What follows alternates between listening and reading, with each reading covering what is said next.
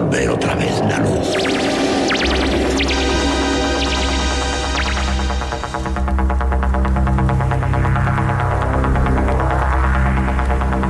Estás entrando en el espacio en blanco.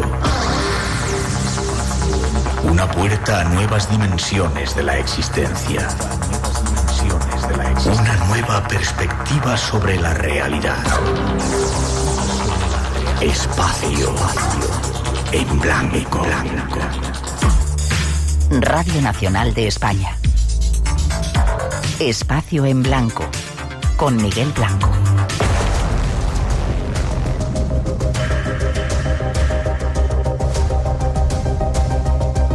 Hola, con la tristeza de los fuegos en nuestro país y con los calores de este verano español, comenzamos. Es tiempo de misterios.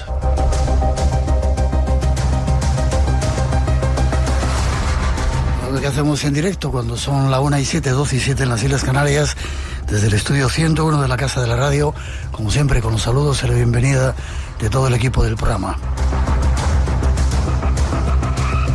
Esta noche la parte técnica Jorge Muñoz y Jorge Delgado. Natalia Sodillos, como siempre, en la realización y coordinación. Y además Juan Gómez y Luis Miguel Domínguez en la redacción. Con Tere Vilas en la locución. Y este que os habla, en su nombre, Miguel Blanco, os da la más cordial bienvenida. Gracias por llenar juntos este espacio en blanco. Tenemos forma de comunicar con todos vosotros. Déjate caer en nuestras redes. eBlanco Radio, RN.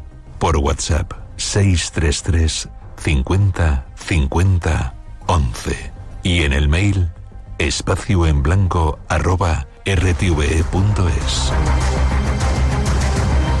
Redes sociales abiertas y como siempre dispuestas a vuestra participación, que controlan Antonio Baena y Ramón Álvarez.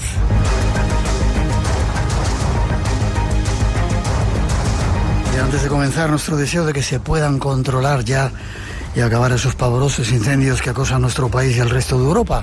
Y nuestro más profundo reconocimiento para todos esos cuerpos que están actuando para tratar de detenerlos. Gracias por vuestro trabajo. Igual alguno de vosotros está escuchando, llamarnos, nuestra gratitud y el deseo de que se apaguen pronto y que todos los afectados puedan regresar a sus casas con bien. Y para hoy esto es lo que os hemos preparado.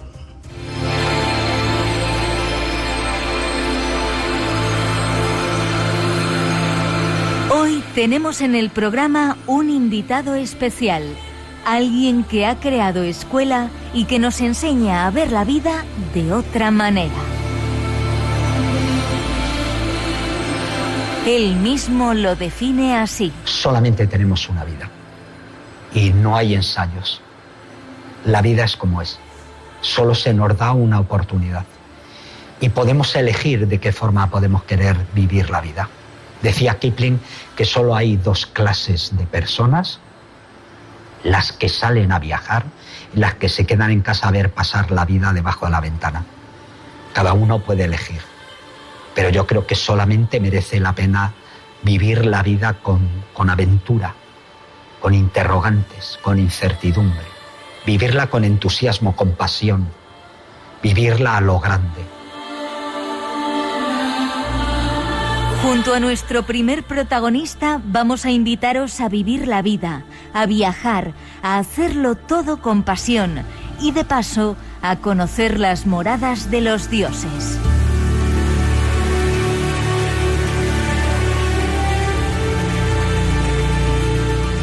Será nuestro tema inicial, un viaje hacia lo desconocido con alguien que ha cruzado los límites al filo de lo imposible.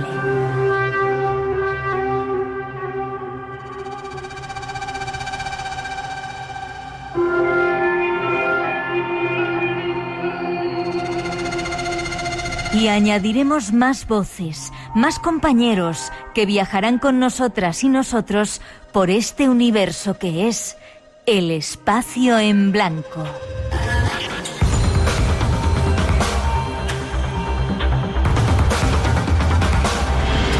Eso y la visita de Juanjo Benítez con otras sorpresas nos espera hoy. ¿Cómo vives la vida? Como decía, con entusiasmo, con pasión. La vida es el tiempo apasionado. Fíjate que yo he escuchado conferencias de todo tipo y de todo tipo de personajes, pero las tuyas tienes una claridad mental y una forma de expresarlo. Enhorabuena. Muchísimas gracias, compañero, pero llevo también mucho tiempo aprendiendo a esto, el arte comunicar. De saber comunicar. Pero no solamente es comunicar, sino lo que has vivido. Claro, es que esa es la no la has clave. sacado de internet o como hace mucha otra gente. La ¿no? clave es... luego tengo opiniones que seguramente serán discutibles, sobre todo hoy. Llevo toda la tarde enredado con mi opinión al respecto de la Odisea, de la última película de Nolan, ¿no? Sí. Bueno, supongo que mi opinión cinematográfica tiene un determinado valor que es muy pequeño. Yeah. Mi opinión sobre las montañas, la aventura, la televisión, los documentales, es una visión cualificada. Déjame que te presente, es un honor que estés con nosotros aquí en directo en el estudio. Miguel, todo lo contrario. Sebastián Álvaro dirigió durante 27 años, desde el comienzo de las emisiones en el 82 hasta el 2009, el programa de televisión española mítico Al filo de lo imposible.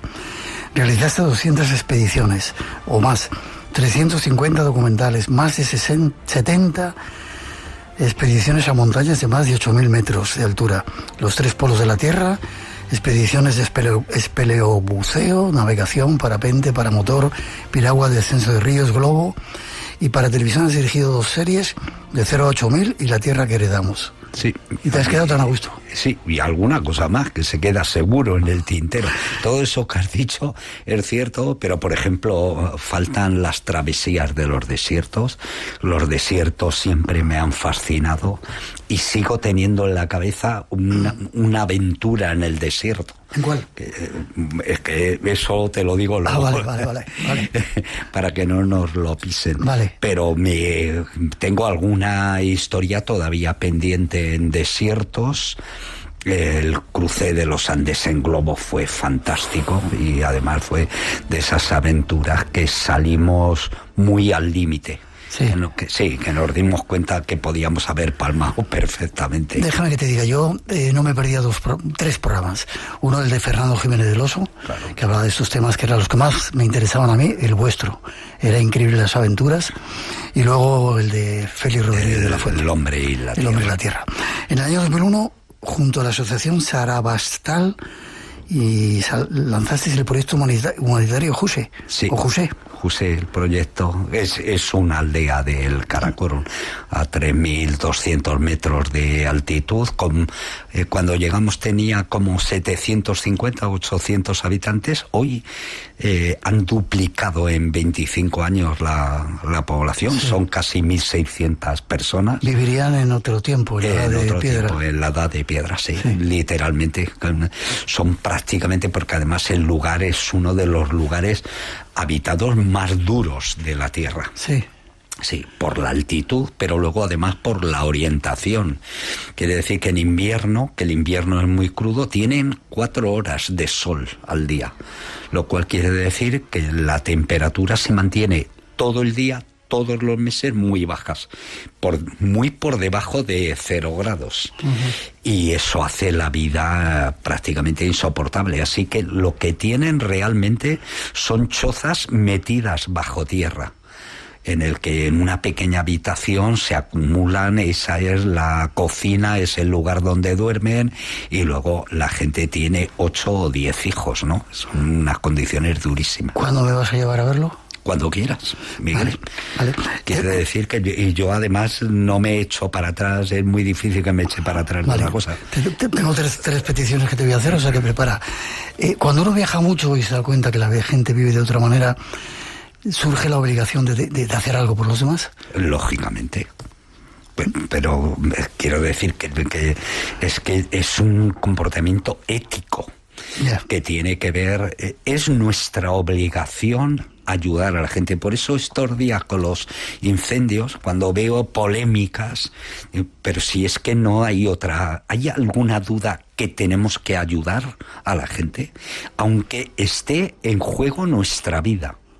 Y además conozco muy bien al personal ese, porque convivo mucho con los bomberos, con la gente de la Guardia Civil, con la gente del 112, y la gente que está ahí se está dejando las cejas. Sí, sí. Tenemos mucha gente que nos escucha, seguramente alguno de ellos nos mandará mensaje. Este es nuestro invitado, nos vamos con él a descubrir cosas, ya veréis que interesante. Tras esa primera introducción comenzamos.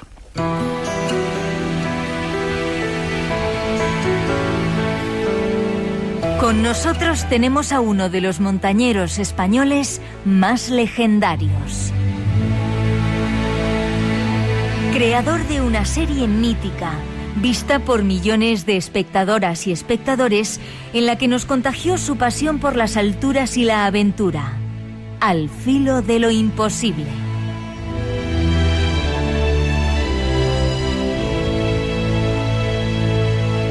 Y para recordar su trayectoria, extractamos del canal Aprendemos Juntos algo de información. Bueno, soy Sebastián Álvaro, el creador de Al filo de lo imposible y su director durante 28 años. Y aunque parezca un poco raro, he venido con mi mochila, ¿no? Es la mochila que me ha acompañado en buena parte de todas las aventuras que he vivido. Aproximadamente más de 200 expediciones, más de 300 documentales.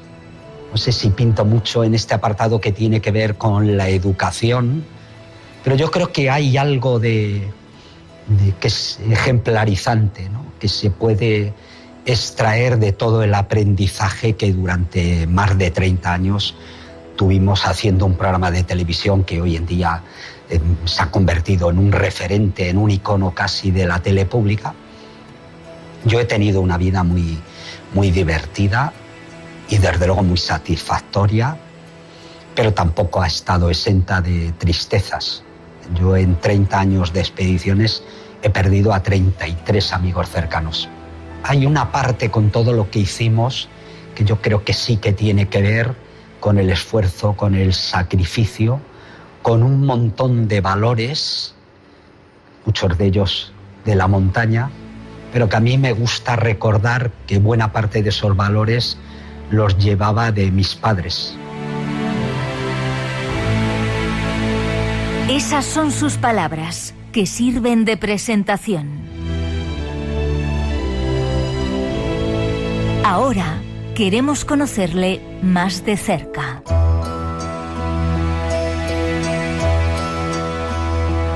¿Qué te llevó a ti a la aventura? En algún sitio, en una de esas charlas que he escuchado, decías que no tus padres, la lectura, tus padres. Sí, sí. Qué importante, ¿no? Eso de que lean los niños. Sí, y recuerdo mi madre, porque mi padre era un trabajador incansable, infatigable, mi madre también, pero mi madre además tenía que hacerse cargo de los niños. Y yo recuerdo el tiempo que invirtió mi madre en que yo aprendiera a leer. Sí. Sí, han pasado muchos años de eso, pero no se me olvida nunca. Y yo recuerdo cómo mi hermano y yo, que mi hermano es apenas 2 años o un poco más, más pequeño que yo, cómo esperábamos el sábado y el domingo para que mi madre nos comprara los tebeos del Capitán Trueno. Toma ya. Sí. Y mi primera, luego he agrandado mucho esas lecturas, ¿no? Pero esas primeras marcaron mi vida. Porque además siempre he sido muy imaginativo. A mí me resulta muy fácil, yo recuerdo las primeras expediciones, por ejemplo, que hice al K2, en solo un periodo de mal tiempo estuvimos 20 días metidos en la tienda, saliendo nada más que a hacer un pis, un poco de comer y a la tienda. Y a mí me resultaba sencillo pasar esos días. ¿Leías? Leía. tenía libros que se nos acababan, pero nos los cambiábamos entre nosotros, y además escribía. Y de ahí viene la pasión yo tengo la capacidad de una imaginación muy viva, y cuando leo un libro de montaña, yo me veo ascendiendo esa montaña, o me llevo, igual que ocurrió con el Capitán Trueno. ¿A quién no le gustaría montar en globo y tener una novia rubia que se llama Sigrid? Fíjate cómo me acuerdo yo también. Eso es. ¿Sabes cuántos ejemplares se tiraban del Capitán Trueno en aquellos fines de semana? No. Más de 700.000 ejemplares. ¿Y leías otro que se llama Gorila? ¿Te acuerdas de Gorila? También, pero yo leí más el Jabato. El Jabato y el Capitán Trueno. Que el Jabato me gustaba mucho menos que el Capitán Trueno, ¿no? A mí también.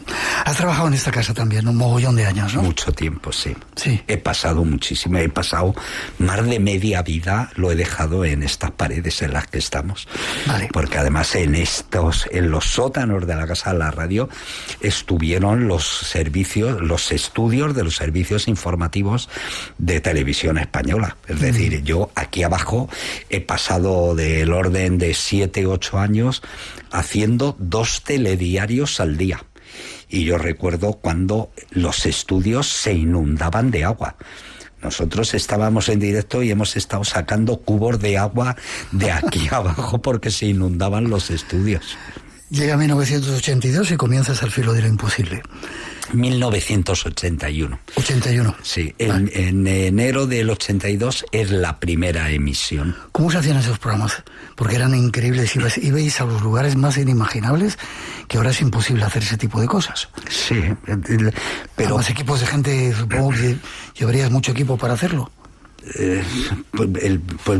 Mira, el primero, que fue el más sencillo, yo trabajaba ahí abajo. Sí.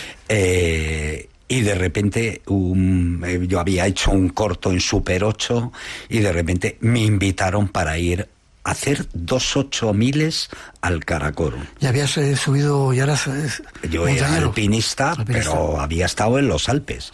Mi máxima altitud no llegaba a 5.000 metros. Y a 5.000 metros se encontraba el campo base de esas montañas. Es decir, que empezaba ahí. Y yo subí aquí a las plantas nobles a contar a un directivo que me dejara irme de hacer los servicios informativos abajo y irme al Karakorum. Y me fui con una cámara y lo he puesto. ¿Sí? Directamente, sí. Es decir, la mayoría de las cosas importantes que nos suceden a contrapelo, porque yo estaba casado, tenía a mi mujer embarazada de mi hijo, los dos teníamos un trabajo estable, y yo aquí lo que hacía era pedirme 2 meses de empleo y sueldo e irme por ahí, a una empresa en la que estuve a punto de morir. Es decir, yo podía haber salido todo lo mal, yo podía haber desaparecido en una grieta en el Karakorum, haber tenido una muerte horrible con una pierna fracturada o cualquier cosa, y luego muriéndome poco a poco, y no haber conocido a mi hijo, y de aquello hacen 45 años. Es decir, me habría ahorrado 45 años de una vida súper intensa.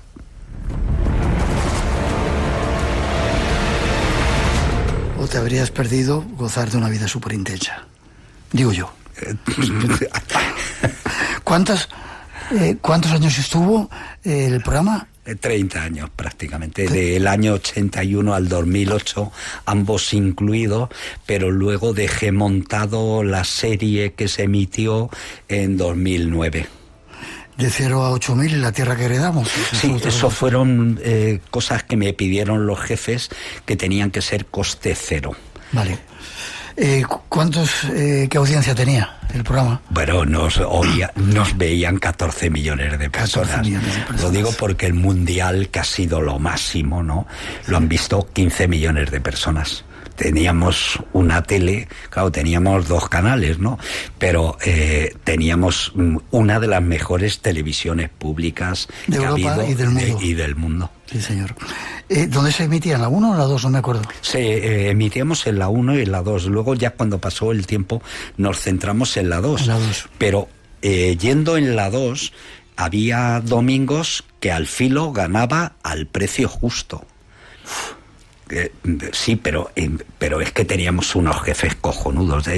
Me gustaría hoy poder hablar bien de mis jefes en la tele. Déjame que... No, yo hablo bien de ellos, ¿vale? No, pero quiero decir, como generalmente todo el mundo habla, es que Televisión Española sacaba 2 páginas de publicidad enteras, que en una tenía: hoy tiene usted la oportunidad de tener un precio justo, y en la otra ponía Al Filo de lo imposible.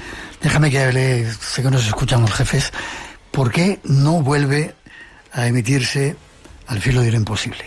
Esa es una pregunta que yo no puedo contestar, que son los jefes. Es probable que todo Al Filo, los 355 capítulos, no estén bien documentados ni sobre todo bien ordenados. Pero yo creo que sería sencillo de hacerlo, sí. Y podríamos emitir durante un año, todos los días, un programa de Al Filo. Déjame, jefes, ¿por qué no se vuelve a emitir Al Filo de lo imposible? Ahí lo dejo. 1:26, 12:26 en las Islas Canarias. Seguimos, ahora vamos con más aventuras.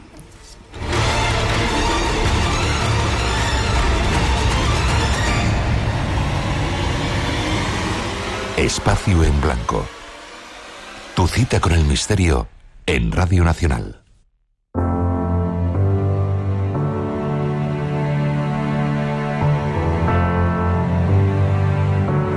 En muchas culturas, casi todas en el planeta, las montañas tienen un significado muy especial. No son solo moles de piedra, nieve y hielo, fronteras inaccesibles, sino algo más, mucho más profundo, mágico y espiritual. Se consideran la morada de los dioses, su hogar. En el canal Crónicas Ocultas 7 nos ofrecen algún dato más sobre ello. El monte Kailash, ubicado en el remoto Tíbet, es una montaña envuelta en misticismo y reverencia. Considerada sagrada por hinduistas, budistas y jainistas, se dice que es la morada de los dioses.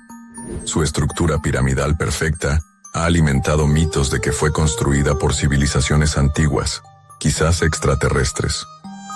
A pesar de que muchas montañas han sido conquistadas, Kailash permanece intacta, no solo por las prohibiciones religiosas, sino también por los extraños fenómenos que experimentan quienes se acercan demasiado.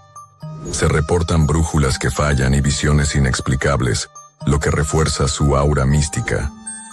Kailash sigue siendo un enigma, incólume ante el paso del tiempo. Viajemos para conocer estos hogares de los dioses por nuestro mundo. Además, el repetir la serie Al Filo de lo imposible sería coste cero también, ¿no? Sí, claro, lógicamente. Vale. Bueno, hay que contar que nosotros rodamos en cine. Quiero decir que hay que pasar el material ese, pero en parte está digitalizado. Y en todo caso, eso sería una inversión. Es decir, tú digitalizas eso a 4K o a 8K y tienes alta definición para toda tu vida. Vale, se me había quedado eso ahí pendiente. Dejamos Kailash para un ratito, y no sé por qué últimamente me está resonando mucho. Las montañas, la morada de los dioses. Este programa lo habíamos titulado Montañas Sagradas, hicimos ya otro también, pero queríamos repetirlo contigo. ¿Por qué las montañas son tan sagradas o son el hogar de los dioses? Bueno, primero, yo creo que por nosotros mismos, ¿no? Las montañas es un fenómeno natural imponente.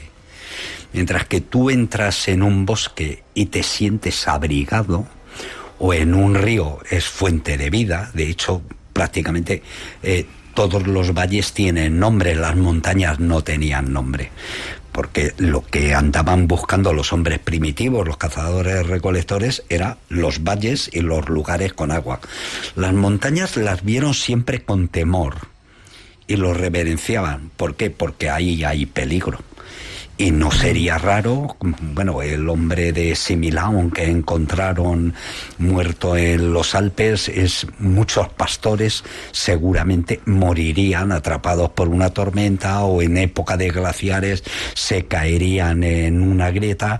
Hay leyendas en todas las culturas prácticamente. De hecho, en José, una de las leyendas que hay una del Yeti, pero hay otra que son las pilis. Las pilis son fantasmas, brujas, que en días de luna llena salen del fondo de las grietas y van a ver a la gente del pueblo. Pues probablemente eso tenga quiero decir, un fondo de que un pastor no volvió a casa y su gente le gustaría que algún día lo pudieran ver, ¿no? Bueno, es normal que todo eso, y luego en montañas tan imponentes como las de los Alpes o las de el Himalaya, son montañas que hay que respetar. Así que desde el origen de nuestra humanidad, del origen de la civilización, las montañas, todas las montañas en todas las culturas han sido respetadas, reverenciadas y en muchos casos sagradas. Desde los griegos, que Zeus y el resto de los dioses estaban en el Monte Olimpo, y todavía mi nieto me pregunta cuando voy al Monte Olimpo, cuando vengo a casa me dice, ¿has visto a Zeus? Sí, hasta el Kailas, por decirlo, pero luego el resto de las montañas del Himalaya son dioses en sí mismo. El Everest es la diosa madre del universo, el Annapurna es la diosa de la abundancia, el Choyu es la diosa turquesa. Es decir, y eso está en todas las culturas, en todo el mundo.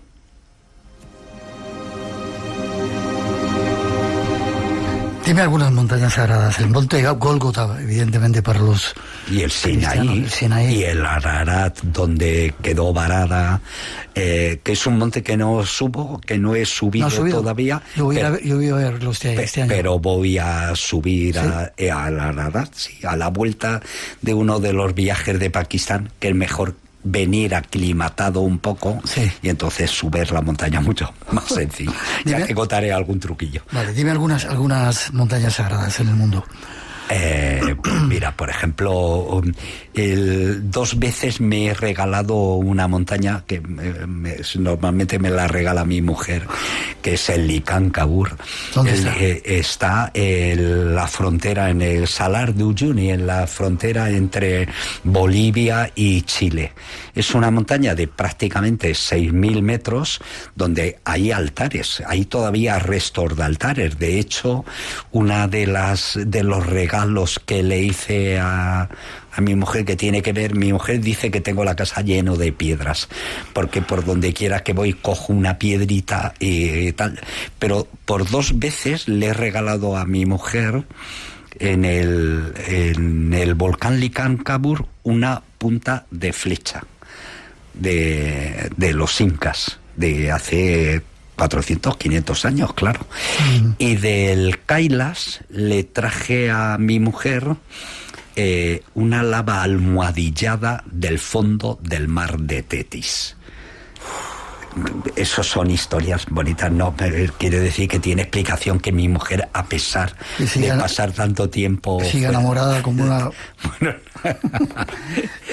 ¿Por qué los hombres de repente han empezado a construir, o empezaron a construir, a imagen y semejanza de las montañas?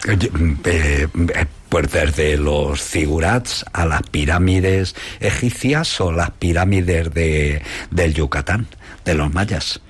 Yo creo que tiene que ver con una trascendencia, ¿no? Con cierta visión de la eternidad. Yo creo que hay una impronta dentro de nosotros que tendemos a la inmortalidad. Y eso se ve reflejado en las diferentes culturas. Pues los egipcios hicieron unos enterramientos especiales que eran montañas diseñadas para eso, ¿no?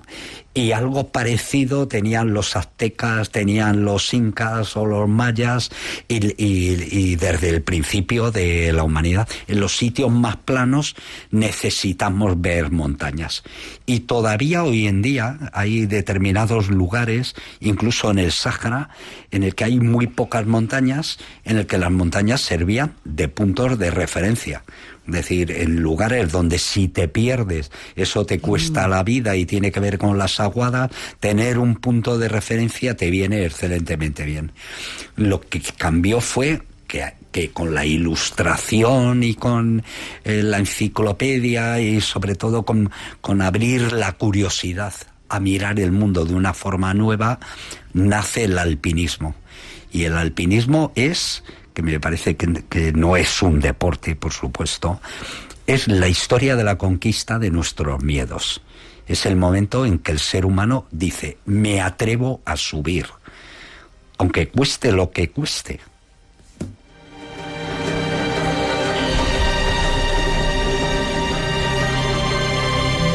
En esta información que me has pasado, ¿quiénes fueron los primeros alpinistas? Ya decías que mucho antes de que se inventara todo esto, había altares a 6.000 metros, con lo cual la gente subía allí. Sí. Pero creo que fue un español. Sí, Diego de Ordaz. Diego de Ordaz, que subieron 2 veces.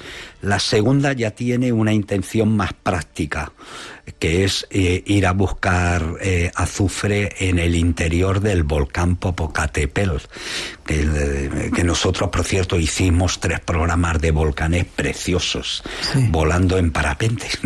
¿Volaste por el Popo? El abuelito lo llamaban allí, sí. Sí, volamos desde el Popocatépetl, del Stromboli, del Incancabur, del Villarrica y del Teide, entre otros. Seguro que se me olvida alguno, pero quiero decir que en 1500 pocos subieran a 5540 metros aproximadamente que tiene. Ahora mismo, que estuve en México hace un par de años, no se puede subir al Popocatépetl porque está muy activo. Pero no solo subieron a la cumbre, sino que cogieron a un tipo, le ataron a una soga y lo bajaron 200 metros para que sacara azufre, ¿no? Sí, todos esos eran conocimientos renacentistas. Por eso yo creo que de alguna forma esos españoles que empiezan, que en contra de toda la leyenda negra de la historia esta, los españoles lo que llevan allí es el renacimiento puro y duro. Y esa gente lo que hace es que empieza a mirar montañas como los volcanes de forma diferente. ¿Y por qué? Porque ya se ha subido al Teide. Y el Teide es un modelo que se va a llevar, que se va a trasplantar al continente americano. Y ya se ha hecho Sierra Nevada, se conoce las montañas. Por eso hay tantas montañas en América que llevan el nombre de Sierra Nevada, que viene de aquí, de Granada, de nuestra Sierra Nevada, ¿no? ¿La montaña para los japoneses es sagrada o cuál es? ¿El Fuji? El Fuji, claro. El Fuji. Sí, pero en todos los lugares, y hay montañas muy sagradas, pero luego prácticamente en todas las montañas en España hay cruces, y donde hay cruces antes había otros objetos de antiguos, de cultos más antiguos, ¿no?, del cristianismo, pero prácticamente en todos los lugares. El año pasado me permití un lujo que fue con amigos que tienen mi edad, nos hacemos un viaje de 12 días a Grecia.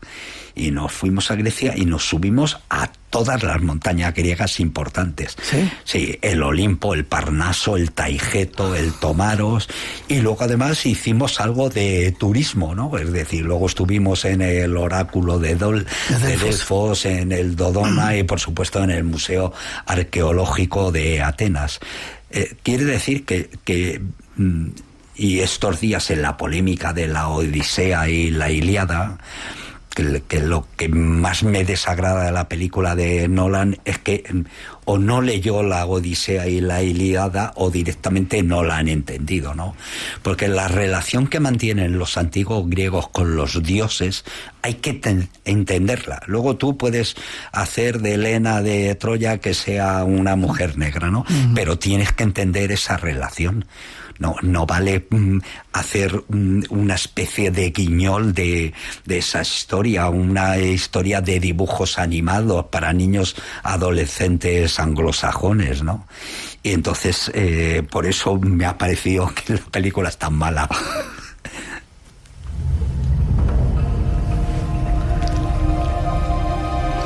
Vamos al Kailas. ¿Se dice Kailas o Kailasa? Pues depende, como acaba en H, ahí depende porque es Tíbet, pero es China también, ¿no? Yo creo que los tibetanos dicen Kailas. Kailas, vale. ¿Está en el Tíbet? Sí, está en el Tíbet, está muy cerca de la frontera de Nepal.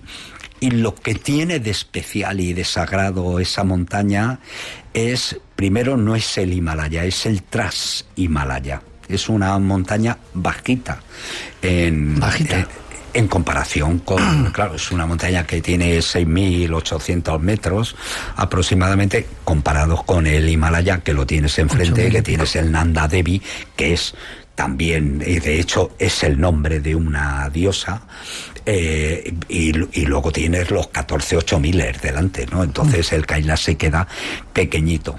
Pero tiene una cualidad, que ahí nacen los 4 ríos más sagrados de Asia. En torno al monte Kailas nace el río Indo, el Sutlej, el Ganges y el Yarlung Tsampo, el Brahmaputra, cuando pasa en la India.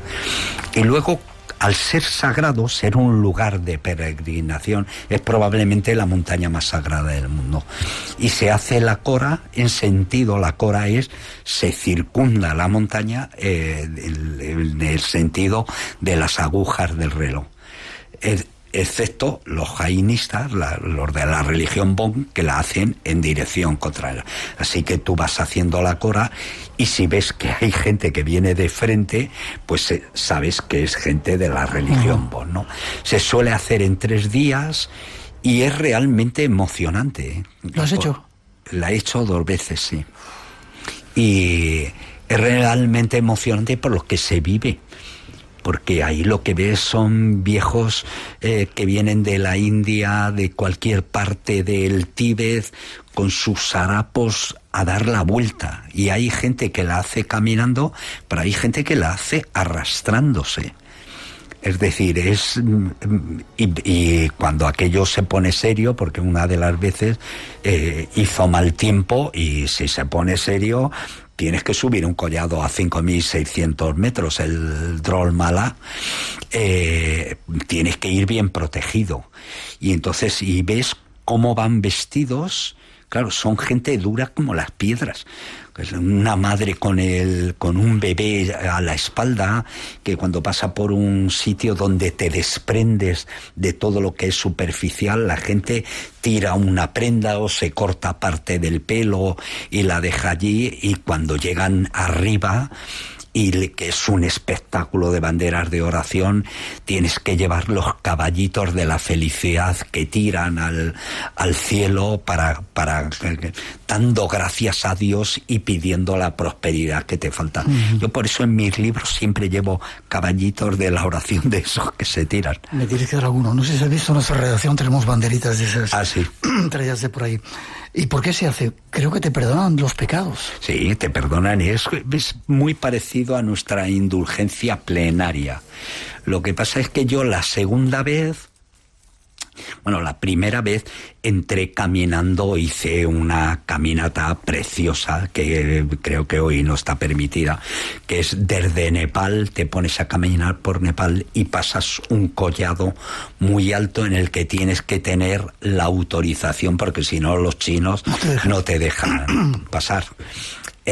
como íbamos filmando con la tele y yo iba con el catedrático Eduardo Martínez de Pisón, fue un permiso que estuve trabajando más de un año para que nos dejaran pasar. Llegamos a Taclacot y desde allí, pasando debajo del Gurla Mandata, que es otro montañón de 7.600 metros, y que además prácticamente no tiene ascensiones, vas a un sitio que tiene los lagos sagrados. Porque los lagos, igual que los ríos son sagrados, los lagos a la sombra del Kailas son sagrados. Y entonces, el lago Manasarovar, que es el lago de la luz, del esplendor, frente al otro lago, que es el lado del sombrío, de las sombras, del demonio, en el Manasarovar, si te bañas, que las aguas están gélidas, te perdonan los pecados cometidos y los que puedas cometer. ¿Te has bañado? Lógicamente. O sea que puedes pecar lo que quieras ya. Pero no ya no me dejan pecar vale. directamente. Una de las cosas que quiero hacer el año que viene, si Dios quiere, es eso. Esa cora atravesando, viendo el Kailas. Eso lo hablaremos bien, vale. Si quieres. Vale. 1:45, 12:45 en las Islas Canarias. Además, temas que queremos tocar con este señor. Te están saludando desde un montón de sitios. Basauri, Molle del Vallés, Badalona, desde México, desde Santander. Están de fiestas, pero están escuchando el programa desde Murcia, montones de lugares. Seguimos con este señor contando aventuras de las montañas. Radio Nacional de España. La radio por delante.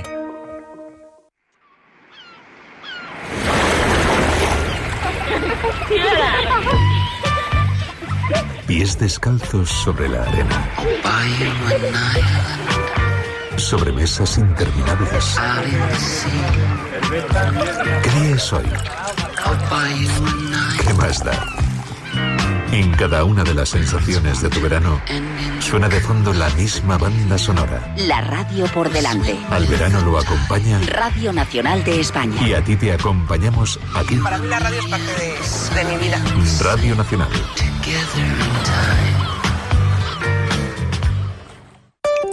No dejar correr el agua.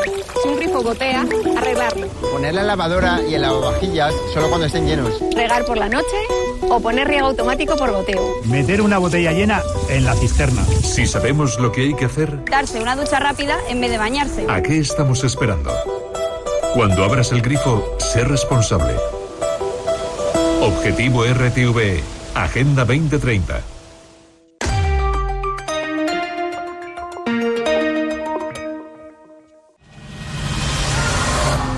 Ha leído la maldición. ¿Se atreve a desafiarla? Viajamos al pasado. Vuelva y entiérralo donde lo encontró. Para mostrarte los misterios de nuestro futuro. ¿Te unes a la aventura? Examinaremos el cofre juntos. Espacio en Blanco. En Radio Nacional. Con Miguel Blanco.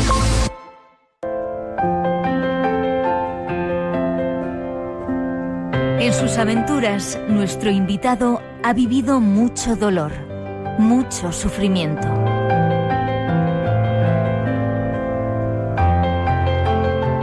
El canal Rompiendo el Molde nos cuenta lo siguiente. Pero mi mujer, la única vez que me dijo, Sebas, no vayas, no sea que se adelante el parto y tal, y me quedé en casa. Fueron mis compañeros y se mataron 2 y el otro quedó gravemente herido. Yo tenía 30 años, comprendí inmediatamente que nuestra vida en la montaña era una vida sometido a riesgo y probablemente muy efímera. El superviviente, que es muy amigo mío, le cortaron la mano derecha, justo el mismo día que nació mi hijo, que lleva su nombre. ¿Cómo se llama? Javier. Mi hijo me recuerda todos los días el accidente en el que yo debería de haber muerto en los Alpes. Así que en el transcurso de 2 meses estuve a punto de morir en el Karakorum y debería de haber muerto en los Alpes, y sin embargo en los hospitales, o a medida que vas cumpliendo años vas viendo como seres queridos, primero amigos, luego tus abuelos, luego tus padres, Y cuando llegamos a nuestra edad, la siguiente frontera somos nosotros. Yo creo que eso tiene que ver también con un proceso adaptativo. Que aprendemos a morir, aprendemos a saber vivir y ahora nos toca aprender a morir. Y tampoco hay que tenerle miedo a la muerte. Te iba a preguntar si tenías miedo a la muerte. ¿Tienes miedo a la muerte? No, a la muerte exactamente no. Tengo miedo, supongo que como todo el mundo, al dolor extremo, e incluso metido en esa historia, pues si tienes que pasar dolor, tendremos que pasar dolor. Si te pilla, por ejemplo, en Madrid y tienes un buen hospital, pues sabes que te lo van a quitar. Pero si te ocurre y tienes un accidente en montaña a 7.000 metros en el Himalaya, pues lo que venga, pues es lo que te ha tocado. ¿Alguna vez has perdido un compañero cerca de ti, verdad? Sí. ¿Cómo lo viviste eso? Cuéntame un poco la historia. ¿Dónde fue? Viví en el 26 de marzo del año 2003. Estábamos rodando un programa que en teoría era sencillo. Digo sencillo de preparación, incluso sencillo de riesgo. Todo lo que hacíamos tenía riesgo, pero había cosas en teoría que tenían más riesgo y otras que tenían menos. Y esta, en teoría, tenía menos riesgo, pero nos fuimos a hacer descenso de barrancos a la isla Guadalupe, en el Caribe. Sí, entonces, aparentemente no tiene mucho, parece, ¿no? No tiene mucho montañas. peligro, pero son montañas también de volcanes. El terreno volcánico es muy inestable y luego además es muy poroso. La unión del río, del agua, con la roca volcánica no es buena. No es buena idea. Los barrancos a los que estamos acostumbrados nosotros en el Pirineo y tal no tienen esa categoría. Pero bueno, habíamos estado en la isla Reunión el año antes, se nos había dado bien y yo creo que a veces nos envanecemos. Dices, he hecho esto, ha salido bien, ¿por qué no me va a salir? Cuando es justo todo lo contrario. Cada proyecto, cada aventura, cada cosa que haces, la tienes que volver a repensar otra vez con ojos de ese momento. Y el caso, estábamos montando un rappel de 200 metros, para que te hagas una idea, el pirulí que tenemos aquí en Madrid, desde la parte baja del platillo, que he rapelado también, hasta el suelo tiene 140 metros. Quiere decir que es un poco más. Una maniobra de esas ya en teoría implica riesgo. Y estábamos preparados, rapelamos, yo oí como un pequeño estruendo, un sonido que crujía cuando estaba arriba y dije, me dio mal rollo. Y dije, vámonos de aquí cuanto antes. Entonces bajamos con el técnico sonido, pusimos la cámara y dije, acción. Y bajando la chica, era una chica y un chico, bajando la chica a unos 15 metros del suelo, la pared se vino abajo. Se nos cayó, entonces el compañero que teníamos arriba murió instantáneamente. Es decir, un tipo con el que yo había estado hablando 5 minutos antes, le tenía a mis pies con la cabeza abierta. Y además tenía una compañera herida gravemente, que todo indicaba que iba a morir, ¿no?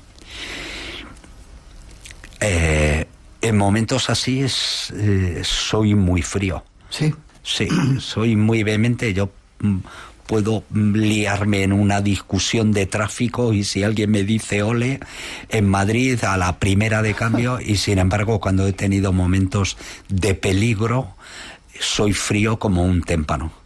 Y entonces primero pensé, organicé y luego ejecuté lo que yo creía que debía hacer. Apartamos el cadáver para que la chica no se enterara, aunque intuía que había muerto, lógicamente. Nos dedicamos a preparar, porque ella se había roto en 20 trozos. La cogí en brazos y su cuerpo estaba desmadejado. Lo tuvimos que llevar a un sitio plano, para no moverle ya en todo el rato, y luego mandé a 2 compañeros a por ayuda y el cámara y yo nos quedamos con la chica a intentar dos cosas. Una, intentar que se pasara la noche lo antes posible y luego quedarnos con ella por si moría. ¿Se salvó? Se salvó. Se salvó y es bombero, por cierto. La tenemos de bombero en la zona de Mataró, me parece una cosa por ahí. Sí, es una historia acojonante, Miguel.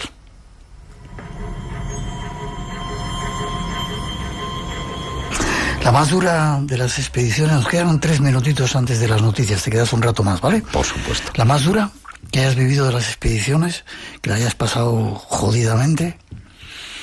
Muchas. Cerca que hayas visto la muerte de cerca.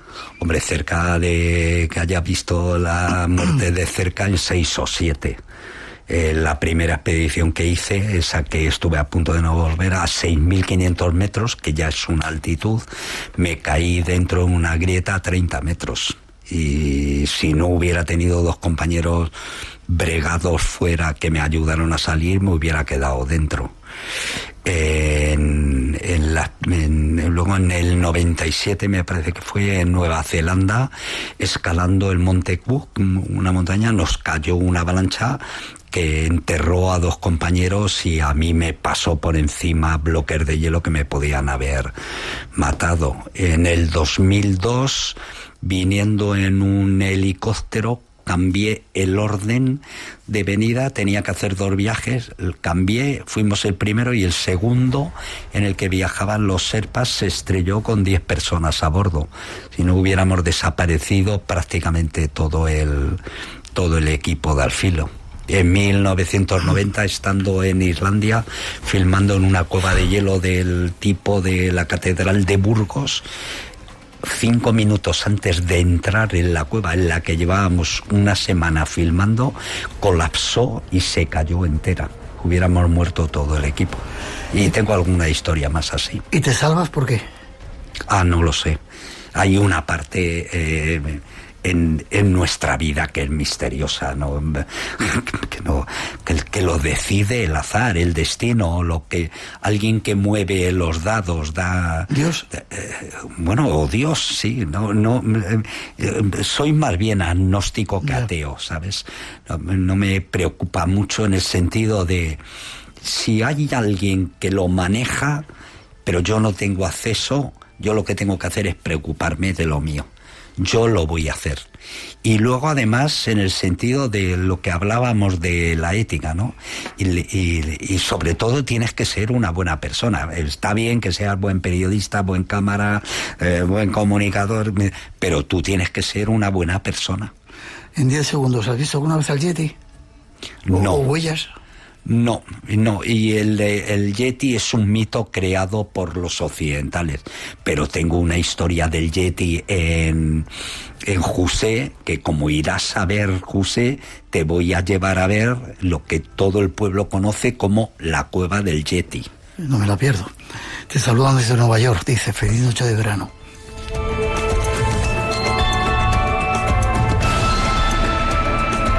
Hemos de hacer una pausa, llegan nuestros compañeros con las noticias de las 2, la 1 de las Islas Canarias, pero todavía nos queda un rato para disfrutar con este señor increíble que está aquí con nosotros hoy. Después viene Juanjo Benítez y otras cuantas voces aquí al programa a seguir llenando este espacio en blanco. En Blanco Radio RN, nuestras redes sociales, y si queréis mandarnos un mensajito, 633 50 50 11. No os vayáis, que tenemos mucho que contaros todavía. Son las 2:05, 1:05 en las Islas Canarias. Volvemos, segunda hora del Espacio en Blanco en directo aquí desde el Estudio 1 de la Casa de la Radio con una leyenda, con Sebastián Álvaro. Gracias a todos por seguir, por la gratitud de estar ahí llenando este Espacio en Blanco y por estar en nuestras redes, Blanco Radio, como decíamos, RN, y 633 50 50 11. Y aquí hablando, ¿sabes lo que dicen nuestros compañeros? ¿Qué dicen? Que tienen más vidas que un gato. Pero saben, los compañeros saben que solo tenemos 7. Sí. Sí, pues yo ya he cumplido todas. ¿Sí? Sí. Bueno, déjame que vayamos a otro sitio porque quiero que digas algunos lugares de esos que has visitado. Como verte allí, ir a lugares inexplorados es todavía mucho más difícil, así que la Antártida sin lugar a dudas. Vale. Y otros que son a lo mejor más fácil, pero o están en situación catastrófica de guerra y de hambrunas, que tiene que ver con los desiertos africanos, y en el que antes de salir de casa dices, bueno, a lo mejor puedo llegar allí, pero luego a lo mejor te encuentras con unos rebeldes en tal sitio y lo vamos a dejar para más tarde, ¿no? Te iba a preguntar si preferías desiertos o montañas. No, me gustan todo. Las montañas, por supuesto, me encantan, pero los desiertos tienen algo en ellos que es desolado. La palabra desolado y aislado tiene que ver precisamente con el desierto. Y en el desierto además tiene una característica, que es que vas entrando poco a poco. Es decir, primero desaparece la vegetación, luego cada vez desaparecen las casas, desaparecen los hombres, desaparecen los animales, y de repente te ves en un lugar sin vida, pero realmente muy atractivo. Seguramente algunas de mis mejores fotografías, que tengo 2 millones de fotografías de estos sitios, son de desiertos. 2 millones. Dime alguno que te haya gustado mucho, algún desierto. El Taklamakan, por ejemplo. ¿Dónde está? Está en China, en la zona del Xinjiang chino. Está por encima del Karakorum y está en una zona que por la formación de las montañas hace efecto paraguas y para todas las nubes que no entran. Es un desierto que era conocido en tiempos de Marco Polo, y las caravanas de la ruta de la seda sabían que era un desierto asesino, el desierto maldito, y las caravanas lo que hacían era bordearlo por el norte o por el sur, pero cuando había tormentas de arena las caravanas se cegaban, se metían en el interior y desaparecían directamente. El Taklamakan lo crucé caminando con 20 camellos. ¿Caminando? Sí, 20 o 25 camellos, 600 kilómetros en autonomía, en noviembre del en noviembre del 2000. Y fue de las expediciones más bonitas que he hecho en mi vida. Montañas, dime alguna. Tengo una lista por aquí. El Namche Barwa, el Guiala Peri, Minya Konka. Las montañas es que son bellísimas, son atractivas, sí.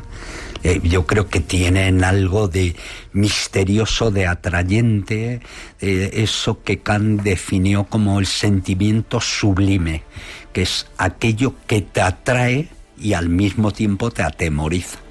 Y que la montaña dice, ven, pero ten cuidado. Y entonces las dos montañas, si tuviera que elegir 2 montañas hermosas, el K2 y el Gasherbrum 4.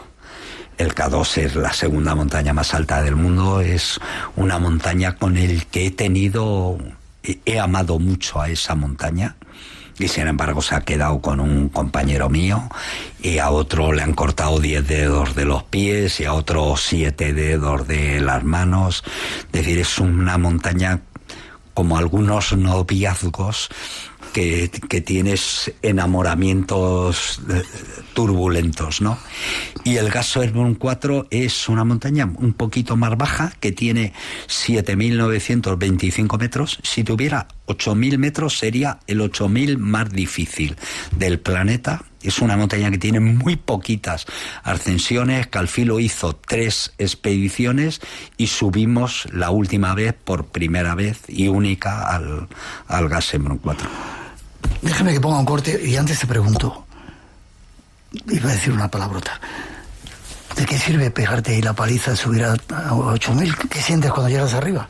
Ahora hay que bajar, ¿no? Sí, claro. ¿Pero qué sientes cuando estás arriba? Primero, en una montaña tan alta como esa, cuando llegas arriba, a lo mejor estás 5 o 10 minutos, porque sabes que tu vida está pendiendo de un hilo y lo que tienes que hacer es bajar.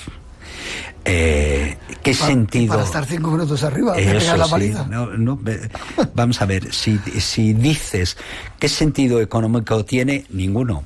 Los alpinistas no les paga a nadie las fortunas que se pagan a los jugadores de fútbol o de baloncesto, su vida corre peligro, las posibilidades. Si eres sobre todo alpinista de altas montañas, lo más probable es que tu vida sea más efímera que la de Alejandro Magno.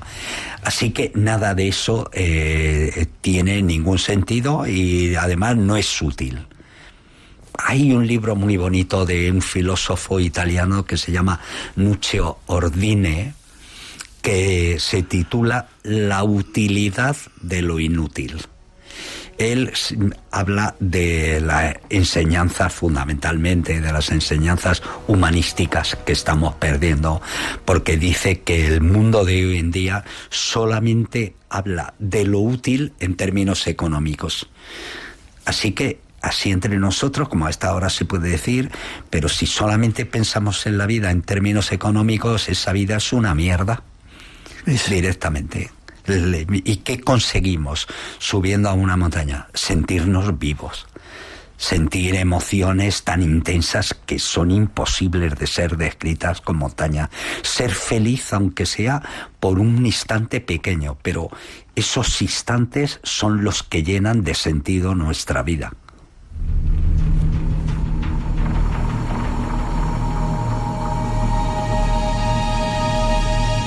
No los podías haber dicho mejor. Nos quedan 2 minutitos. Supongo que en muchos de los viajes que has hecho te has encontrado gente increíble. Déjame que yo mande un recuerdo. Una de las personas, he encontrado muchas en mi vida, ¿no? Rayir, es alguien el que está organizando el viaje que yo quiero hacer de Kailash. Está en Nepal, seguramente nos estará escuchando. ¿Has encontrado esa gente que de repente te ilumina, te deja? Sí, claro. Está lleno el mundo de buena gente. Uno de mis mejores amigos que murió hace 2 años es un porteador baldí que le hicimos un documental bellísimo que se llama La huella de Karim, de cómo un pobre hombre analfabeto, musulmán piadoso, es capaz de cambiar la aldea de José, porque fue él el que me llevó ahí.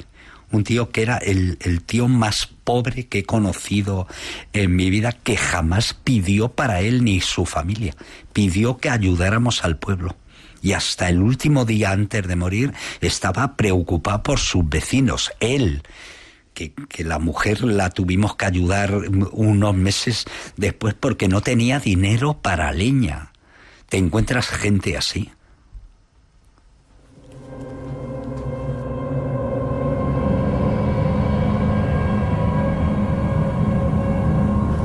Ha sido un placer estar contigo. Estaría todos los programas del mundo. Pero y yo contigo, Miguel. Es un placer venir y estar en la que fue mi casa durante tantos años. Pero primero me tienes que llevar primero enseñarme a ver cómo subo al Kailash. A José. A ese viaje que hay que hacer por Pakistán. Para descubrir ese lugar tan increíble. Sí. Y enseñarme ese paraíso que conoces por ahí en algún sitio. Sí. ¿Vale? Pero cuenta con ello, ¿eh? Vale. ¿Forma de contacto contigo? Bueno, tú cuando quieras. Pero la gente me tiene controlada. Sí. Sí, porque hay mucha gente que me escribe para pedir consejos de, oye, voy al K2, ¿por dónde subo? ¿Por la norte? ¿Por la sur? Y cuando estoy en España, que hay muchas veces que no estoy, pero cuando estoy en España y tengo redes, yo contesto prácticamente a todo el mundo. Tengo Instagram, Facebook y Twitter. Así que pica Sebastián Álvaro y no te preocupes que no me pierdo. Y luego vivo aquí al lado. Si vengo caminando a la casa de la radio. Qué bonito que haya gente como tú. Gracias, un honor y un placer tenerte. Gracias a vosotros. Gracias. Por dejar contar estas historias. Que hay que contar. Y que vuelva al filo de lo imposible, por favor. Un montón de enseñanza para la gente. 2:18, 1:18 en las Islas Canarias. Seguimos en un momento.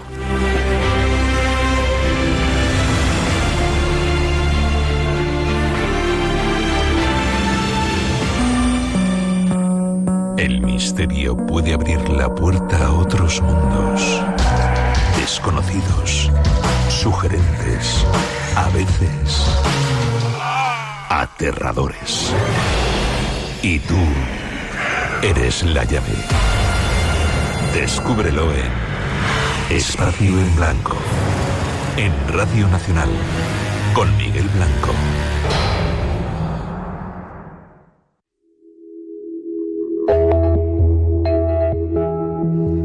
Y 18, 1:18 en las Islas Canarias, y con más invitados que llegan ahora.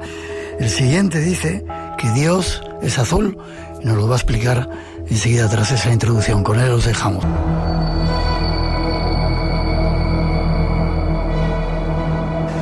Regresa con nosotros una leyenda, esa persona que, como os adelantábamos, nos ha abierto los caminos para tratar de entender algunos de los mayores misterios de nuestro mundo. Es Juan José Benítez, al que ya saludamos. Buenas noches, Juanjo. Hola, ¿qué tal, Miguel? Encantado. Un placer volver a tenerte. Antes de entrar en esa última obra que has sacado, tú has tenido miles de aventuras por todo el mundo. Eres de las personas que más has entrevistado a testigos sobre los misterios más apasionantes de nuestra era y de nuestra vida. Y no sé si has visto esa película de Spielberg, Llega el día de la revelación. La revelación. ¿Tú crees que llega el día de la revelación, que tiene que ver con ese misterio que tú también has estudiado de las visitas o los extraterrestres? Bueno, sí, he visto la película y me ha decepcionado absolutamente, porque, vamos, el señor Spielberg es una historia, no sé ni cómo decir, no tiene ni pies ni cabeza. Y bueno, esa revelación no hay. Nunca. ¿No crees que aporta algo en todo este movimiento como para prepararnos a ese día de la revelación con tanta información como hay? No creo. Además es que distorsiona totalmente la realidad. Es decir, las criaturas que aparecen ahí, los seres no humanos que aparecen ahí no tienen nada que ver con la realidad. Y bueno, y toda la dinámica que monta alrededor de la historia, a mí me pareció súper confusa. Innecesaria, muy bien hecha, la película está fantásticamente muy bien realizada, pero no tiene ni pies ni cabeza. Bueno, pues ahí lo dejamos. ¿Y qué crees? ¿Crees que Trump va a dar la información ese día de los 250 años de la creación de Estados Unidos y va a dar a conocer que no estamos solos, o también puede ser una leyenda todo esto? Este señor es un tonto peligroso, tiene contrato de tonto peligroso y habla mucho, pero no creo que vaya a pasar nada. No creo que... a ver, el señor Trump es un político, y no tiene en cuenta, por lo visto, a los militares, que son los que saben de este tema y los que custodian los grandes secretos del tema del fenómeno OVNI en Estados Unidos. Parece que no se ha enterado.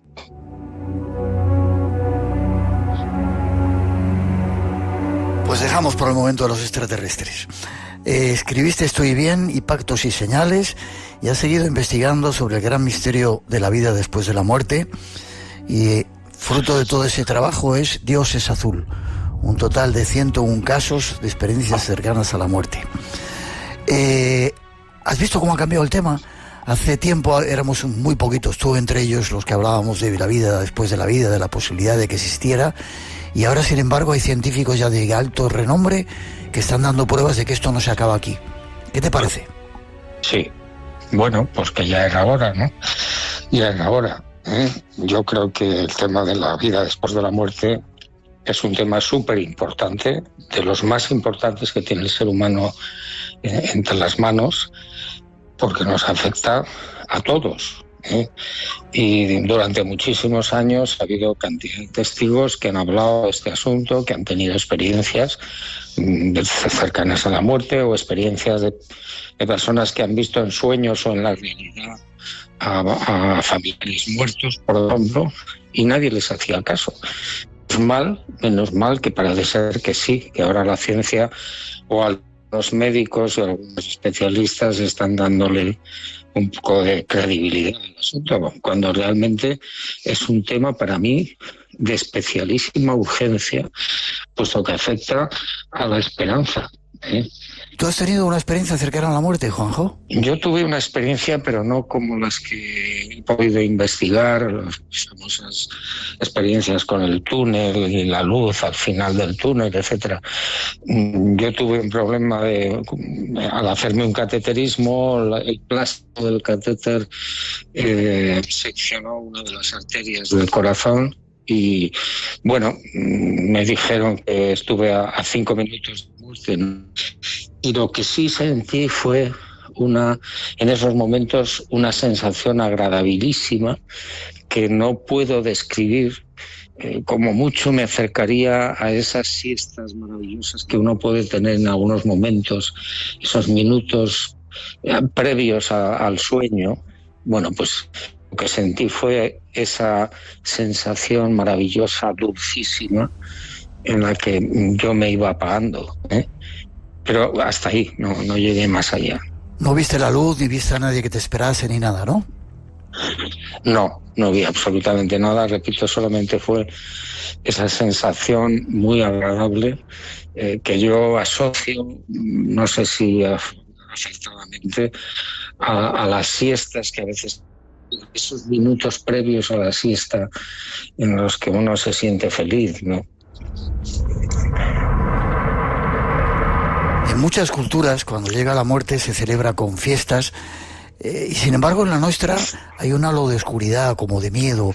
¿Es algo que se ha preparado para que tengamos miedo y no veamos o no vayamos más allá a tratar de saber o de entender lo que hay después? Sí, yo creo que la religión en este tema tiene mucho que ver, ha tenido muchísimo que ver, nos ha engañado profundamente. La muerte no es lo que nos han contado, ni siquiera existe. Pero bueno, pues eso iba en beneficio de esa organización religiosa que todos conocemos, porque nos daba temor, no sabíamos lo que iba a pasar después y por tanto obedecíamos, nos ajustábamos a los criterios de esa Iglesia católica en este caso, ¿no? Y todo eso es falso. Es mentira, es decir, la muerte no existe. Realmente la muerte es menos de un segundo, apaga la luz o abrimos una puerta, eso es todo. Qué bonito que lo digas así. Vamos a explorar un poquito más con el tema. Has escrito el libro y hay 101 casos. Palote, cero palote. ¿Por qué eliges ese número? ¿Tiene que ver con esa experiencia que tuviste? No, ese título se debe sobre todo a una experiencia que tuvo un médico en Pakistán. Bueno, en realidad la experiencia la tuvo su hija, que en esos momentos tenía unos 3 años. Esta niña tuvo un problema, estuvo a punto de morir, experimentó una experiencia cercana a la muerte y el padre, bueno, pues le pidió que volviera cuando estaba en esa experiencia cercana a la muerte, y la niña, al regresar, contó que efectivamente había oído la voz de su padre que la llamaba. Él estaba en esos momentos, según contó, en las rodillas de una señora que resultó su bisabuela, que ella, por supuesto, no conoció nunca. Y bueno, pues la niña le dijo a la bisabuela: me reclama mi padre, tengo que volver. Y le dijo a la bisabuela: bueno, pero tendrás que pedirle permiso a Dios. Y la niña contaba que fueron a la presencia de Dios y le pidieron permiso y Dios dijo: sí, de acuerdo, puedes volver. Claro, imagínate, la familia, cuando escuchó esta versión, preguntó inmediatamente: bueno, pero tú has estado delante de Dios, ¿cómo es Dios?, ¿no? Y la niña decía: Dios es azul. Pero no hubo manera de sacarla de ahí, no hubo forma de que diera algún detalle. No, azul. ¿Pero qué más? ¿Cómo es Dios? ¿Qué aspecto tiene? Azul. Y bueno, a mí esa historia me impactó mucho, me pareció bonita, muy interesante y muy adecuada. Es decir, en nuestras limitaciones mentales no podemos imaginar siquiera cómo puede ser el Padre Azul, ¿no? Pero eso se aproxima mucho. Es decir, puede ser, el Padre Azul puede ser una luz que piensa. Así como tú concibes o puedes concebir a Dios. Yo lo concibo como una luz que piensa, que es algo muy difícil de entender. Yo no lo entiendo del todo, vamos, no entiendo prácticamente nada, pero es lo que más se aproxima al sentimiento, ¿no? Más que a la comprensión. Yo creo que a Dios lo que hay que hacer es experimentarlo, sentirlo, no tratar de descubrir cómo es, o no tratar de averiguar o de definirlo, porque eso es imposible, no podemos. Es decir, lo mismo que una hormiga no podría definir ni describir a Miguel Blanco, es decir, que es imposible. En Radio Nacional tenemos las noches más llenas de misterio de la radio. Adelante, disfrútalas. Estás en Espacio en Blanco, con Miguel Blanco, en Radio Nacional de España. Y esta noche con Juan José Benítez, disfrutando de que la muerte no existe. Has recogido multitud de testimonios.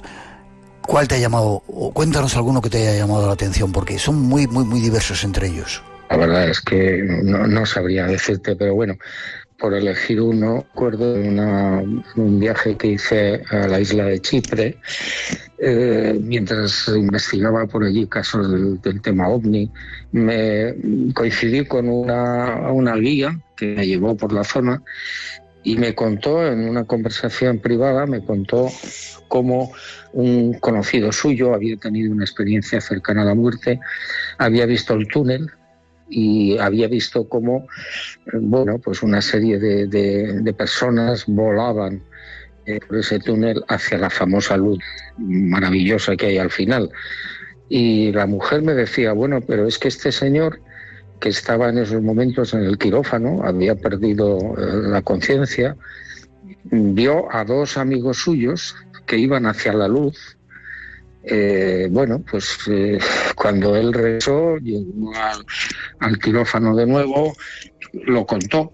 Digo, bueno, he visto a fulanito y a menganito, dos hermanos, que se dirigían por el túnel en la misma dirección que yo llevaba hacia esa luz maravillosa. La diferencia es que yo regresé y ellos continuaron hacia la luz.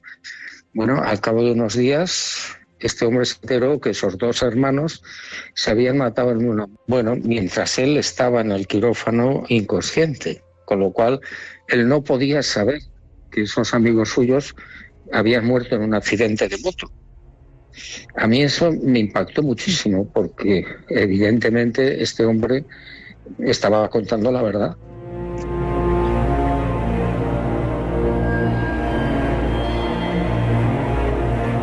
¿Y qué piensas de lo que popularizó Raymond Moody, de toda esa secuencia del túnel, la luz al final, gente que te espera? ¿Es así como es el ciclo? Bueno, yo creo que eso probablemente es un mecanismo, ¿no? Es decir, es que no sé explicarlo. La gente, a las experiencias cercanas a la muerte, tampoco saben explicarlo, les faltan las palabras. Pero podría ser un mecanismo. Es decir, en el momento que uno abre la puerta, que eso es realmente la muerte, se encuentra en un túnel que le conduce seguramente a ese cielo, entre comillas, que nos venden las religiones, y que no tiene seguramente nada que ver con la verdad, o no tiene nada que ver con lo que nos cuenta. Es decir, sería un mecanismo físico que nos llevaría de la zona material o del mundo material a lo que llamamos cielo, que no sé si es exactamente así, es decir, si es un cielo o es el primer cielo o qué. ¿Y cómo concibes tú que puede ser ese otro paso? Una de las últimas entrevistas que tuvimos, no vi a nadie que tuviera tan claro ese tránsito, que estamos aquí por una razón, que morimos cuando hemos terminado nuestro proceso y que vamos a otro lugar. ¿Es así como lo planteas o lo sientes? Sí, exactamente, sí. Bueno, después de muchísimos años de investigación sobre este tema, prácticamente desde el año 1968, que yo empecé a investigar la vida después de la muerte, pues todas las informaciones que he ido reuniendo a lo largo de todos estos años por todo el mundo coinciden en que después de ese momento de la muerte, repito, que no existe, que está muy mal vendida, que tiene muy mala prensa, pero que además que no es así, uno se encuentra o despierta o abre los ojos en un templo o en una especie de templo donde se le proporciona un cuerpo físico en el momento que podamos imaginar de nuestras vidas. Y a partir de ahí empieza un recorrido, un peregrinaje larguísimo, donde ya no se vuelve a morir, y uno va asimilando información, sería la expresión más exacta, asimilando información sobre lo que nos aguarda, y lo que nos aguarda es indescriptible. Es decir, no hay palabras para definir la maravilla que nos espera.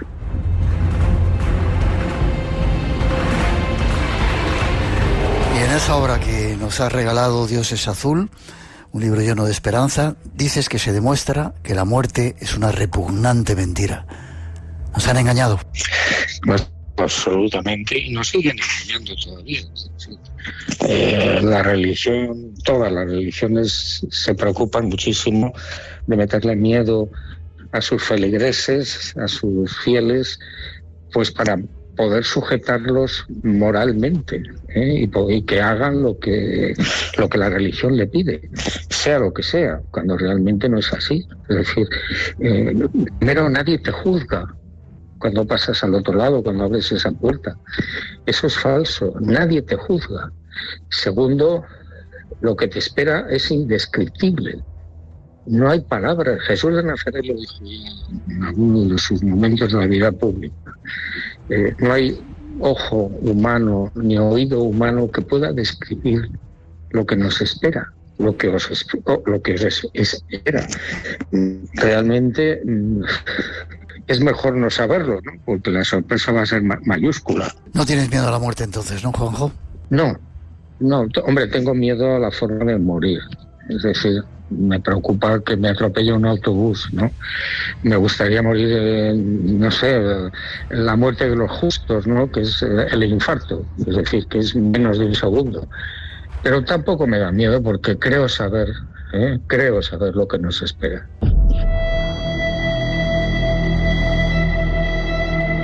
Dios es azul. La muerte es una repugnante mentira. Juanjo, como siempre, un placer. Ha sido unos minutos cortitos, pero un placer tenerte y sobre todo ese mensaje de esperanza después de tantos años investigando uno de los mayores misterios, aparte de el de la vida extraterrestre o los ovnis, el de la vida después de la vida. Te doy las gracias de nuevo por abrirnos caminos y darnos esperanza. Muy bien, muchas gracias. Gracias a ti, te deseo una saludable vida y, como dicen algunos pueblos, y una buena muerte. Muy bien, muchas gracias. Forma de contacto contigo, si quieren, que te busquen, ¿no? Simplemente poniendo Juanjo Benítez, salen un montón de cosas por ahí. Un fuerte abrazo, te veo prontito. Gracias, un abrazo. Radio Nacional de España, la radio por delante.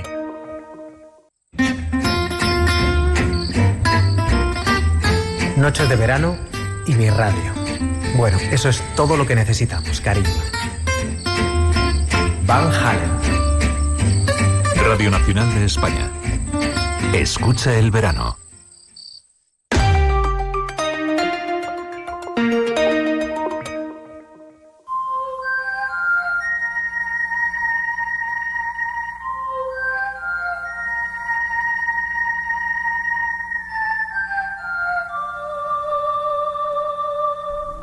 Hoy, para nuestro capítulo de los misterios en la naturaleza, nos vamos hasta la isla de Malta para encontrarnos con nuestro compañero Luis Miguel Domínguez, al que ya saludamos.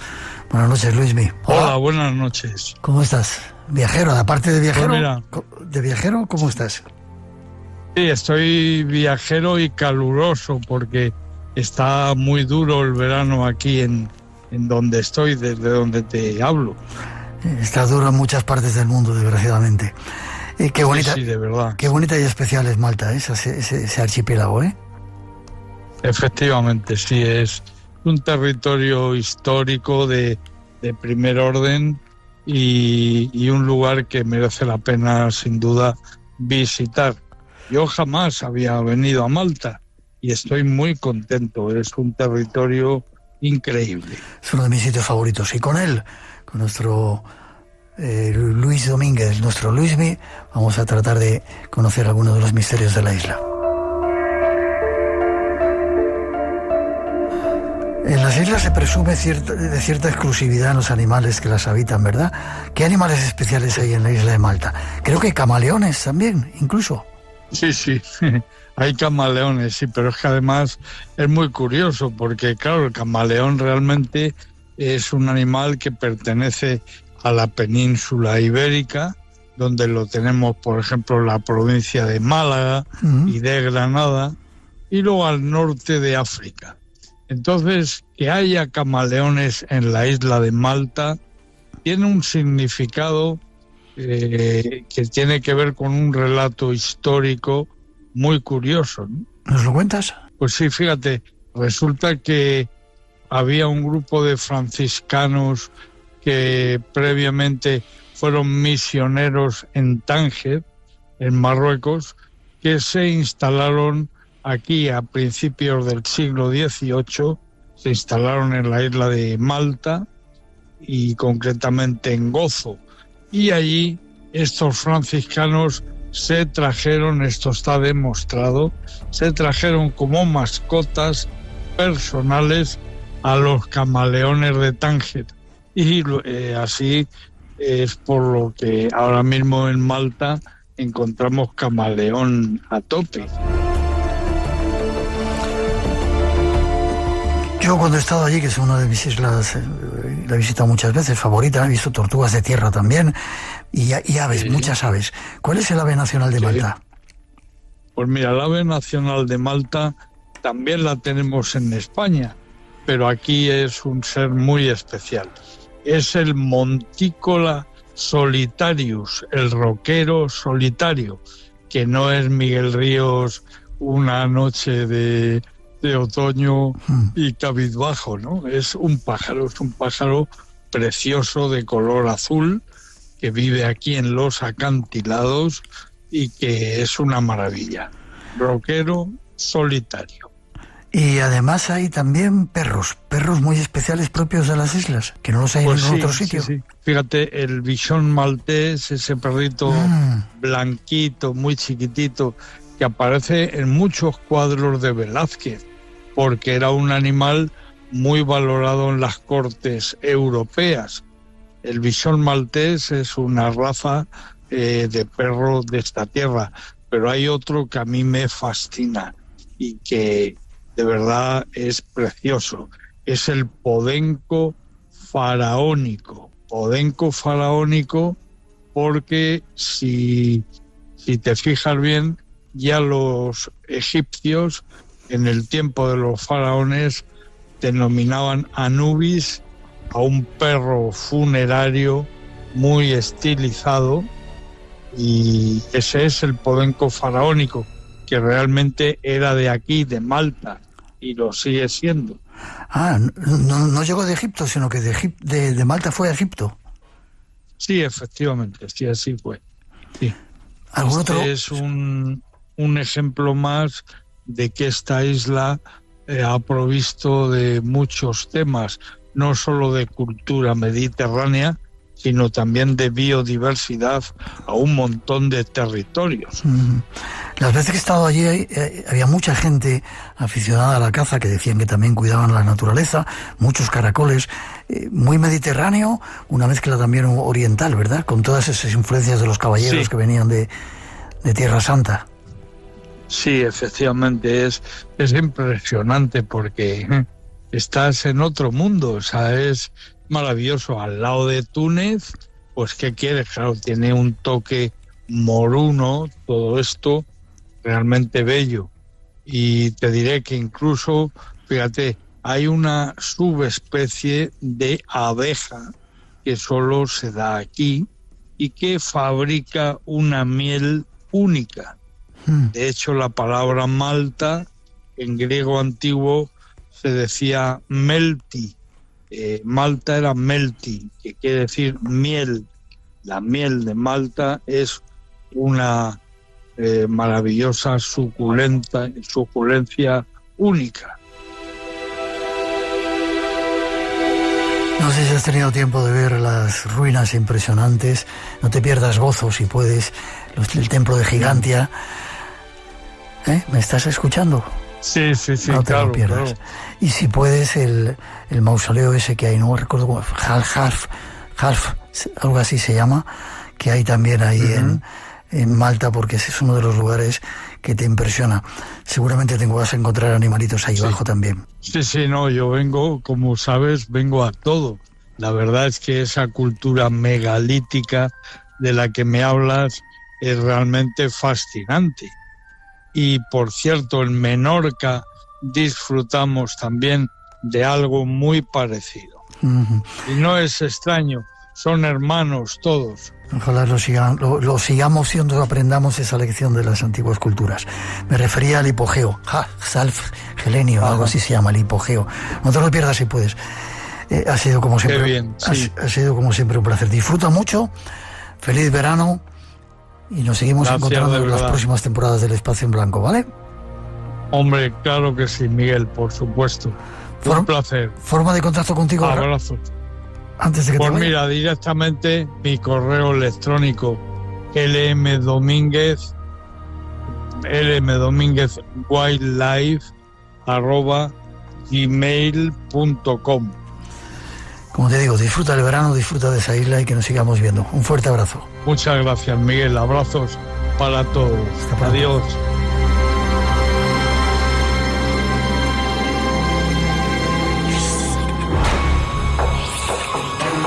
Espacio en Blanco. Tu cita con el misterio en Radio Nacional.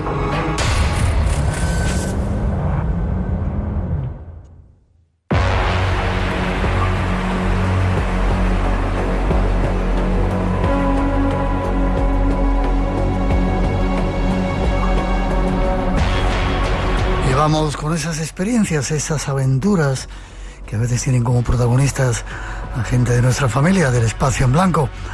Y quien se encarga de recogerlos, Juan Gómez, al que ya saludamos. Buenas noches, Juan. Buenas noches, Miguel. Como siempre, un placer. También para nosotros. Creo que hoy nos traéis un mensaje de ánimo desde el más allá. Efectivamente, un mensaje de ánimo desde el más allá. Parece que desde el más allá, y esto lo hemos visto en muchas ocasiones, o los testigos así lo afirman, las personas queridas, fallecidas, que trascienden, se siguen preocupando por nosotros. Y este quizás sea uno de esos ejemplos, Miguel. Creo que la protagonista es una oyente del Espacio en Blanco, ¿no? Efectivamente, es una oyente del Espacio en Blanco. Nos llama precisamente para compartir sus experiencias tras el fallecimiento de su padre, por una enfermedad que, evolucionó muy rápido. Y lo hace además por dos motivos. Lo primero, porque sabe que tratamos estos temas con absoluto respeto, y también por algo muy interesante, y es que su padre le inculcó el mundo del misterio. ¿Sabes de qué forma, Miguel? No. Pues, mira, mejor no lo cuento yo, lo cuenta ella.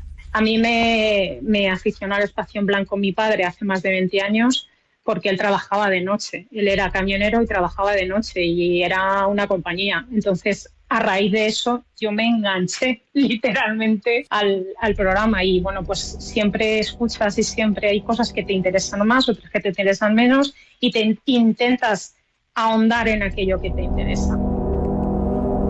Qué bonito que sea así, que fue así. El padre la aficiona. ¿Y cuál fue la primera experiencia que tuvo con su papá cuando se había ido? Pues una vez que se ha ido, por cierto, que ha sido en marzo de este mismo año, hace poquito tiempo, y eso, ojo, el tenerlo tan reciente, vamos a notarlo en su voz, en sus palabras. Va a ser muy emocionante, ya verás. Lo primero que ella nota es algo que también algunos de nuestros oyentes nos han relatado en sus experiencias. Fíjate, nota el olor de esa persona que ha fallecido. La escuchamos. En el salón de mi casa o en la habitación donde normalmente yo suelo dejar la maleta cuando voy, olía el perfume de mi padre, pero de una manera, Juan, como cuando acababa de salir de la ducha y se echaba medio bote de colonia, pues con esa intensidad.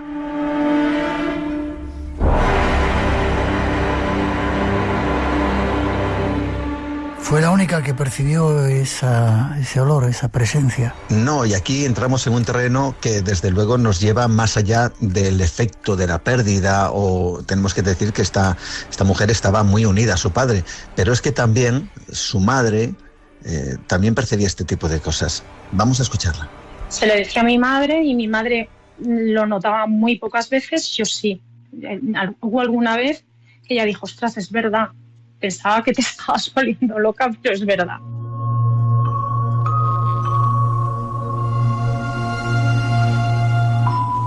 Qué inefable es cuando de repente sientes eso de alguien que se ha ido, ¿verdad? Así es, sin duda alguna. La verdad es que es eso, la sensación de que no te han abandonado, de que en algún momento determinado están contigo. ¿Y llegó a tener sueños con él? Sí, y aquí ya viene esa parte más emocional, se lo vamos a notar en su voz, que evidentemente de una muerte tan reciente y a su padre, que insisto, estaba muy unida, pues como digo, se va a notar, ¿no? Ella tiene un sueño, el sueño es el siguiente, está en un recinto con diferentes personas que pertenecen a su vida diaria, a sus amigos, su familia, gente del trabajo, y en ese sueño, fíjate, ella se sube a una atracción. Y en esa atracción de feria ocurre lo siguiente. Esta atracción sufre una avería y tenemos un accidente. Muere mucha gente y yo sobrevivo. Mi familia y la gente más cercana a mí viene y están todos en una habitación y yo voy entrando y saliendo de un despacho en el que la organización de ese sitio intenta que yo no dé la alarma, yo no denuncie y yo no lo haga público. Y la última vez que yo salgo de ese despacho están todos sentados como una especie de grada y en el centro de esa grada está mi padre, que antes no estaba. Todos están muy serios y mi padre me está mirando con una sonrisa, con esa sonrisa que tenía y que te miraba y que parecía que se iluminaba el sitio en el que entraba. Él se levanta y viene hacia mí, me coge de la cara y me abraza. Joder. Oh, joder. Al abrazarme me dice al oído: no te preocupes, cariñete, todo va a salir bien y tú vas a estar bien. Cariñete es como él me llamaba.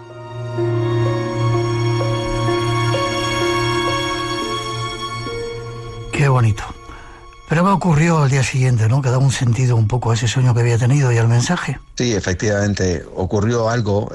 Si quieres damos un salto en ese aspecto porque, claro, vamos a ver, cuando... ella, después de despertarse, nota que efectivamente ha tenido un sueño muy vivido, pues al día siguiente, mientras está, fíjate, en la cama, ella decide ver una película, ponerse pues nada más y nada menos que una serie para quedarse dormida. Y es en ese momento cuando ocurre algo extraño que está relacionado con su padre. O sea, la sensación, Juan, de que yo tuve en ese momento fue tan real, fue tan de verdad. O sea, no son el típico sueño que cuando despiertas dices, ay, he soñado con mi padre, y se te va olvidando. Muy, muy vívido. O sea, él se marchó, yo me quedé mirando cómo se marchaba y me desperté llorando, me desperté con una mezcla entre sensación del amor de mi padre y el dolor. Me desperté bastante mal y de hecho pasé unos días bastante removida y bastante tocada. ¿Y alguna vez escuchó la voz de su padre? Efectivamente, si te parece vamos a escucharlo porque es precisamente lo que comentaba antes, ¿no? Ella se queda dormida, bueno, no se queda dormida, ella está viendo la televisión y ahora sí ocurre algo extraño, muy similar a lo que podríamos denominar un poltergeist, pero añadiendo algo más, ya verás. Y cuando la película está a medias, la tele empieza a irse el sonido, a irse la imagen, a... no sé, hacer cosas como si se estuviera estropeando, pero la tele está bien. Y empieza a oír un pitido. Y es al mismo tiempo que eso estaba pasando, fue como si la voz de mi padre me estuviese diciendo tranquila, tranquila que no pasa nada. No entendía nada, claro.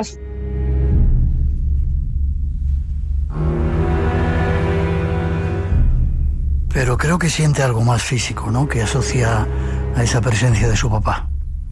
Sí, efectivamente, ella siente algo más físico porque, claro, una cosa es escuchar una voz, sentir un olor, bueno, pueden ser sensaciones un poquito más subjetivas, pero el notar algo físico cambia mucho.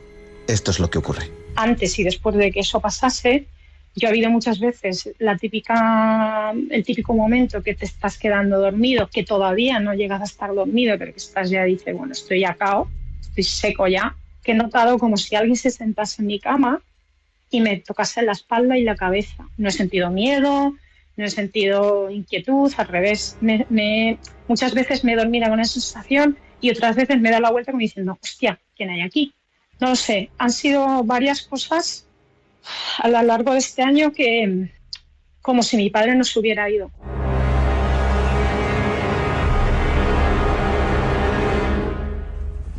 Qué bonita historia, Juan, qué bonita historia. Un mensaje de ánimo desde el más allá. Y hay que dar las gracias a nuestros oyentes, a Cariñete en este caso.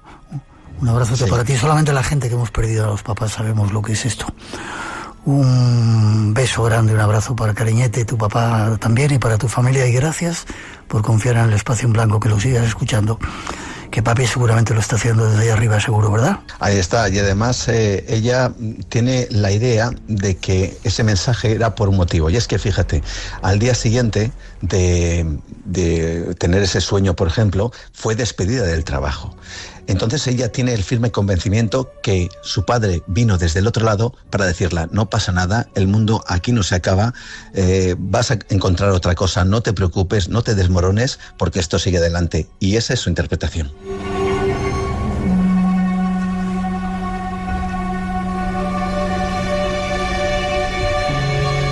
Pues ha sido un placer, Juan. Espero que los oyentes nos sigan mandando sus mensajes, confiando en nosotros, y lo dicho, nuestro cariño para Cariñete, para su familia, para su papá. Ojalá y así siempre será. ¿Forma de contacto contigo? Pues a través de las vías habituales, en Facebook, por ejemplo, mi perfil Juan Gómez Ruiz, o a través del email dedicado al programa, juangomez@gmail.com. Como siempre, un placer. Hasta dentro de poquito. Igualmente, fuerte abrazo, Miguel. Fuerte abrazo también para ti.